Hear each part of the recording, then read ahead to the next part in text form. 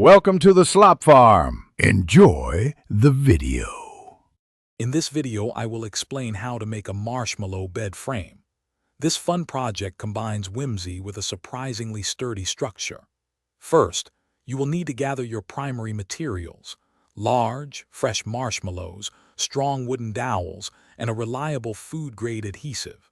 Make sure all your components are clean and ready for construction. Planning your bed frame's exact dimensions, such as a standard queen size, is a crucial first step to ensure a perfect fit for your mattress. Next, we will focus on building the foundational base of your marshmallow bed frame.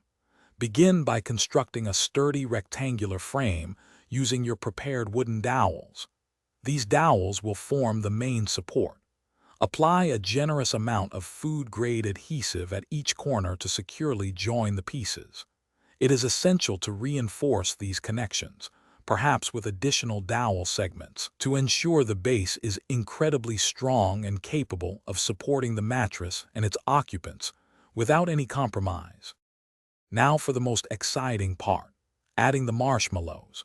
Carefully skewer your large, fluffy marshmallows onto the dowels, ensuring they are packed tightly together to create a continuous and plush surface. You will want to use multiple layers, perhaps 3 to 5 layers, to achieve optimal comfort and a good bed height.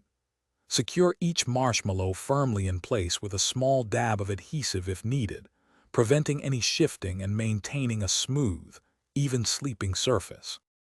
Finally, let's cover the finishing touches and essential maintenance for your unique bed frame.